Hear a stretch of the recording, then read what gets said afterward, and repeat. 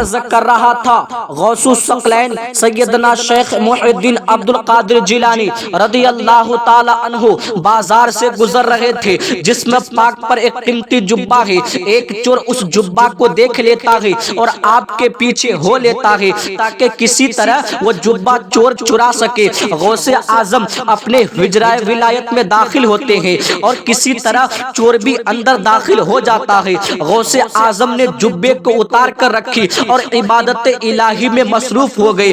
چور کو موقع ملتا ہے چپکے سے اٹھا کر بغل میں دبا کر دروازے پر پہنچ جاتا ہے۔ دروازہ بند پاتا ہے، اندھیری کوٹھری ہے۔ چور دیواروں پر ہاتھ مار مار کر دروازہ تلاش کر رہا ہے مگر دروازہ نہیں مل پا رہا ہے۔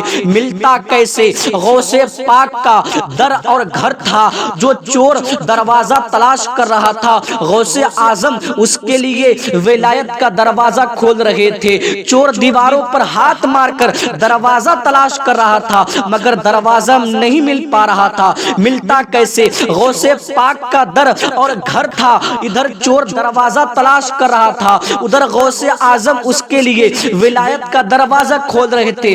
آپ نماز سے فارغ ہوتے ہیں، دروازے پر دستک کی آواز آتی ہے۔ ارشاد فرماتے ہیں کون؟ آواز آئی میں خضر ہوں۔ اللہ اکبر، دروازہ کھول دیا گیا، اندر تشریف لے آتے ہیں۔ خضر نے فرمایا فلانا علاقہ کا ابدال وصال کر گیا ہے، اس علاقہ کے لیے ابدال لینے آیا ہوں۔ چور اندر چھپا بیٹھا ہوا ہے اور خوف و دہشت سے بے حال ہو رہا ہے۔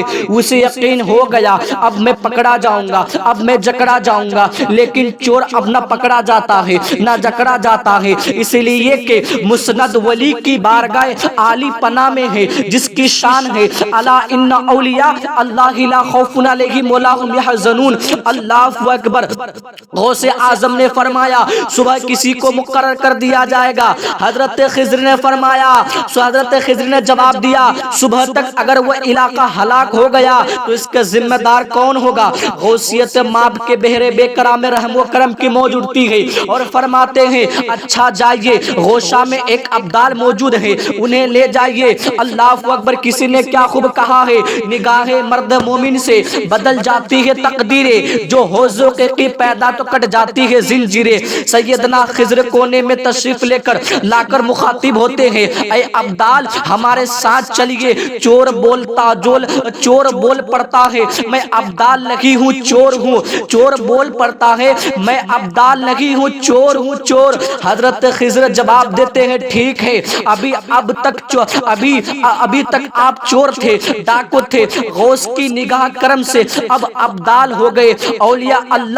اولیاء اللہ چور کو ولی بنانے میں دیر نہیں لگاتے ہیں۔ اللہ اکبر۔ نگاہ اڑتی ہے، دل کی دنیا بدل جاتی ہے۔ اللہ اکبر۔ فقط نگاہ سے ہوتا ہے فیصلہ دل کا، معلوم ہوا کہ نگاہ کرم سے ہونے والے ولی کے لیے متقی ہونا بھی شرط نہیں، اس لیے کہ ولایت کبھی تقوی سے ملتی ہے اور کبھی ولایت کے بعد تقوی آتا ہے۔ سامعین کرام، غوث اعظم کی نگاہ نے منٹوں میں چور کو ولی بنا دیا تو رسول اعظم کی نگاہ کرم کا عالم کیا ہوگا؟ تو فرماتے ہیں نا کوئی کہ جب ان کے گدا بھر دیتے ہیں شاہان زمانہ کی جھولی، محتاج کا جب یہ عالم ہے تو مختار کا عالم کیا ہوگا؟